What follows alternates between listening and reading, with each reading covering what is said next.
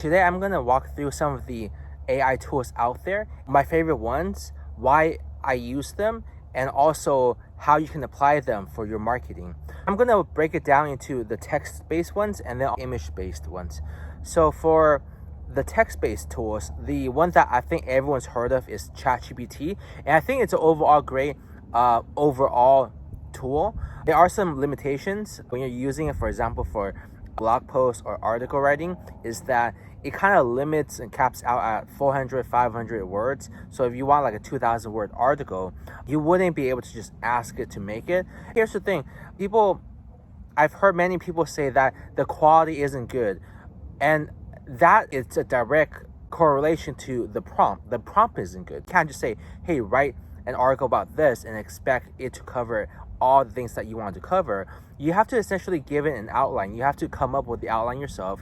And if there are any facts that you wanted to include, you have to provide ChatGPT those facts within your prompt. So I think it's more of a prompt engineering issue rather than ChatGPT in and of itself isn't able to deliver high quality. And I would say as far as quality goes, with ChatGPT, you don't have a lot of the common issues that you deal with when you hire writers. I've worked with probably over 100 writers, and not all of them use spell checking tools. Surprisingly, with ChatGPT, you can almost guarantee that the grammar and the spelling would, at least that's correct. And then from there, as far as the substance, you want to give an outline. You want to feed the facts that that you want inserted into the article, and it's really. And if you have facts and you want to tie into a certain idea, you just have to ask it to do that within your prompt. And I think it's really good with that. Other thing that it's really good at is helping you with code, where it'll actually give you the full code. Now, there is a cutoff, but for the most part, it won't just give you only the parts that they want you to change, like some of the other AI tools out there. I think ChatGPT is a really good overall tool. And that's 3.5. 3.5 is free. ChatGPT 4, to be completely honest, I haven't found it to be that much more accurate when it comes to like written material. But for code, if you're a programmer or if you're learning how to program, it is a little bit more accurate than 3.5 from my personal experience, especially with like nuanced things. For example, if you want it to parse something and you want the format to be in a very specific way, I do find that ChatGPT 4, and that's paid, is $20 a month, which I don't think it's that. I think it's actually, for the value that it provides, it's very fair. I mean, at current time, Starbucks, sometimes you'll end up paying like $7 for a cup of coffee. So it's just 2.5 visits to Starbucks every month. And that's your ChatGPT subscription. Except with ChatGPT, it's like a tutor, it's like an advisor, it's a really smart, genius buddy all packed into one thing. So that's ChatGPT. The next tool is Google Bard. I would say, as far as just the general people's perception, Bard falls behind. And from my experience, it's not as accurate when it comes to helping you with code issues. For writing, it's not as good as ChatGPT. But let me tell you where I think Google Bard shines, because they have access to Google's dataset as far as their monthly search volume for keywords and topics. You can ask it questions such as, well, between Next.js, Nuxt.js, SvelteKit, Angular, Universal, how many downloads does it have? How popular are these things? And it can actually give you numbers. That's just an example of a question that I asked it recently. Just some of the other ones, they just don't have Google's data set. And so if it's anything that's statistically driven, not statistically driven, but when it's tied into search volume and people's usage of search engines, I think Google Bard is very much ahead because they have Google's data sets. So for that kind of stuff, which is primarily, I would say, in domain of maybe research, I think Google Bard is really good. The other one that I really like is called Claude AI. That's spelled CLAUDE.ai. Here's one issue with ChatGPT when you're trying to learn how to code. It's not as up to date. So, for example, I'm learning Next.js version 13, but everything that it has is based on version 12, which a lot of things have changed since that version. Versus Claude AI, it seems to actually know the concepts in Next.js 13, although sometimes it still goes back and forth between 12 and 13, but when I ask it explicitly, it seems to understand. So I think if you're learning a programming language that's more recent or a framework that's more recent, I think Claude AI is really good with that. And I would say that as far as just written content, I like it better than Google Bard. Here's another one. It's called GPT for All. And if you're a technical person, or if you like dabbling with tech and new software, I definitely recommend giving it a try. The huge difference, you actually install this on your computer and you download the models, and they're like huge files. They're like 4 gigs, 8 gigs, 12 gigs. And you can actually run this without an internet connection because you're not connecting anywhere. It's all running off your local machine. And why would you want to do this? Let me tell you why you don't want to do this. First of all, it's painstakingly slow. But why you would want to do this is for the fact that it's not connected to the internet. So there's a layer of privacy, or those who are concerned with privacy. For me, not so much. But for me, one thing I found interesting was it doesn't have that word limit. So you can actually ask it to write like a 2,000 word article and it'll do it for you. Now, I think because it was so slow, I didn't get a chance to really play with how many prompts it was passed through. So what I found was that there's a lot of repetitiveness and generally the same complaints that people have about ChatGPT writing articles. I realized it was more, the issue wasn't ChatGPT, but it was more of how I was formulating the prompts. So I think extrapolating that, my issue might have been with GPT for All. Perhaps the model I chose wasn't the most optimal model for what I was trying to do. A prompt that I was passing to it wasn't as well constructed as it could be. So that might be an issue. So those are 4 of the text-based ones that I've tested out, and they're all free besides GPT-4, but you can get GPT 3.5 for free. The use case for a lot of this is really writing marketing copy, writing content for your website, or your blog, or your social media. And you don't have to say, write like a tweet about, like write 10 tweets for me. Give it an outline, give it topics, feed it different things, nuance. I think that's the key. So I think you have to balance between the automation aspects of it and also the personal touch, because I think if it's just one without the other, then what you end up having is extremely monotonous copy that is very obvious that, hey, it's so flat, it carries no meaning, it adds no value to people. And I think that's the biggest complaint that people have. But I wouldn't put the responsibility on ChatGPT. I mean, the responsibility should be on you. And I would say that if you don't use these tools, you're at a massive, the advantage of leverage that these tools give, it's tremendous. It's kind of like living in a world where everyone's using spreadsheets at the calculations, and you got an abacus. It's a wooden calculator. It's an analog calculator where you can move those little wooden pieces across to do math with, basically. Maybe it's not that bad. Maybe it's more like those basic calculators, but still, compared to a spreadsheet, you are at a massive disadvantage. And I think for people that are writing articles manually without using AI tools, just at a massive disadvantage, because you could still, I don't think the AI is taking away your creativity and your ideas.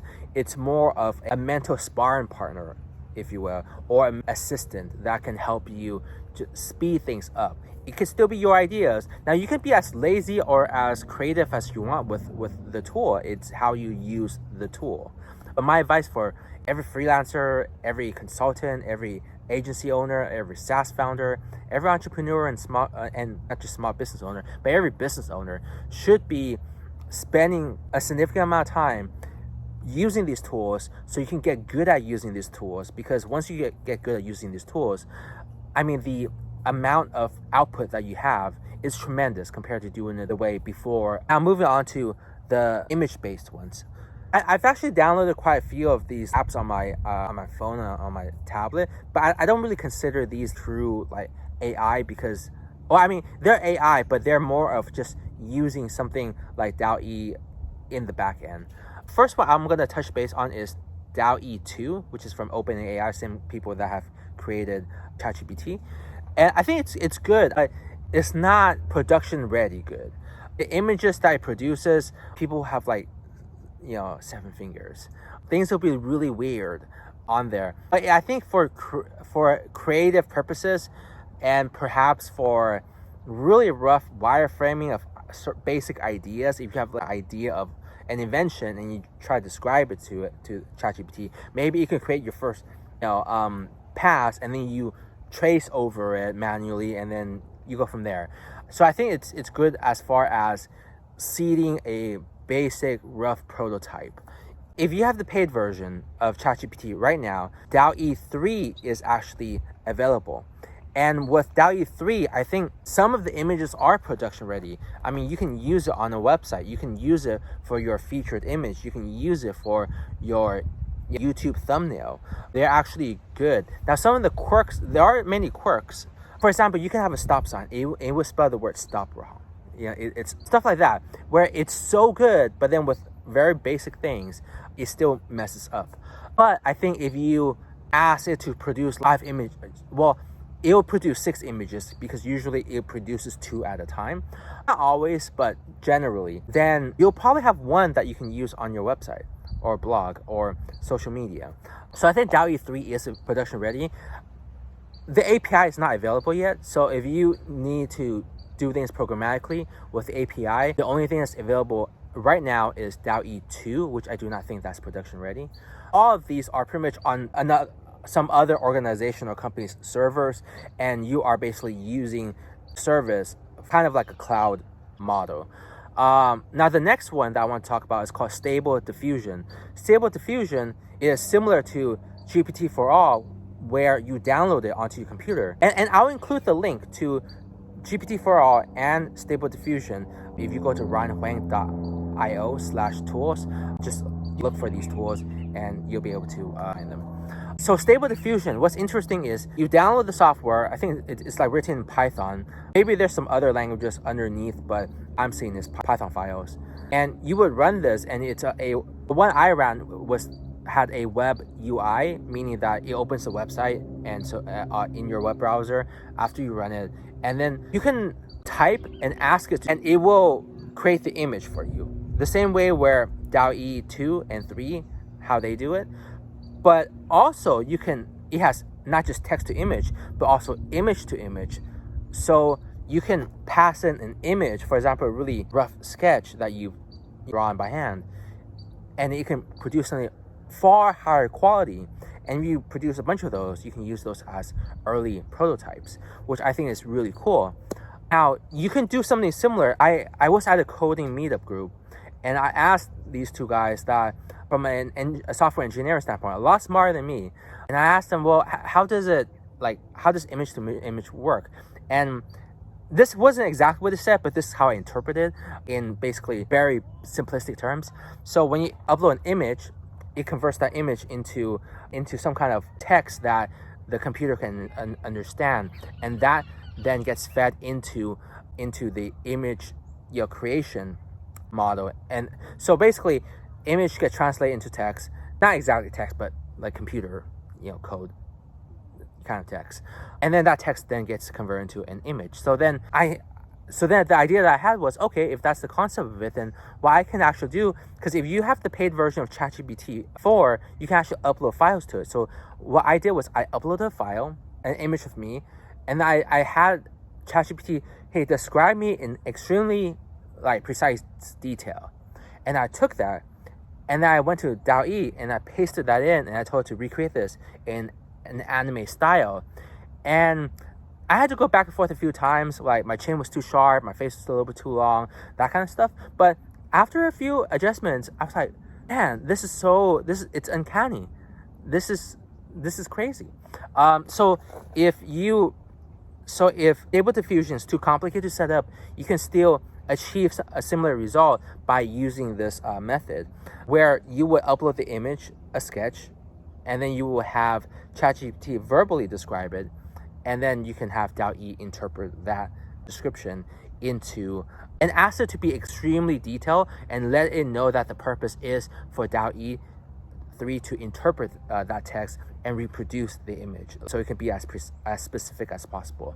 So that's how you can kind of get an image-to-image AI generation thing going with. And I think the use case for these is if you're, let's say, writing an ebook, a white paper, a presentation, your website, you got an endless source of creative images. You're no longer locked into this model of being forced to use just stock photos, which I think gets really mundane after a while. I mean, I'm sure like if you've been in the business to business space long enough, or in the marketing space, you've probably seen the same stock photos used again and again on people's websites.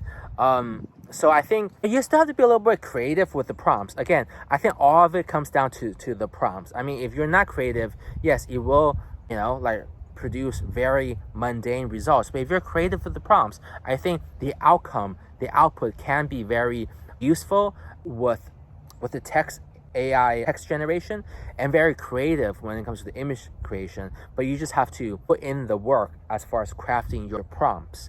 Experience with the AI tools, as far as text-based AI tools and image-based AI tools, and how you can also incorporate that into your daily routine, into your marketing efforts. Leverage really this superpower of which is AI for both content creation with text and also content creation with images. If you found this video helpful or insightful, I try to share all the knowledge that I have available to my Discord community called Codepreneurs, which are coders, freelancers, agency owners, SaaS founders, entrepreneurs. Basically, it's a community of coders who are entrepreneurial. I've been to meetups where coding meetups, but the problem with those is most people, their primary focus is they want to look for a full-time job. But it's a different goal than the long-term goal than what I have in mind. And on the other side, I've been to some of these business and marketing meetup groups, and a few of them were actually multi-level marketing schemes masqueraded as business meetups. One of them tried to get me to sell this overpriced grape juice. So I haven't found really a community of coders that are entrepreneurially minded that I can talk to on a regular basis, and that's why I created Codepreneurs. Right now, it's a meetup. If you're in the local Los Angeles area, you can come to the in-person ones. Also have virtual ones, so anyone can join. And also we have a Discord group where we share information. The Discord is actually, if you go to ryanhuang.io, just go to the footer, click on the Discord icon, and that'll pop open the Discord group.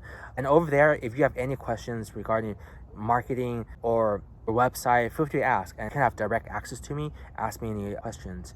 If you found this helpful, make sure like this video, share with your friends or anyone that you think can benefit from it. Subscribe, follow. I think that really helps with the algorithm, so I can share more of the knowledge that I have with people and help more newer coders who are entrepreneurs out. With that said, thank you for watching. Thank you for taking time. And I look forward to connecting with some of you, with many of you on social media.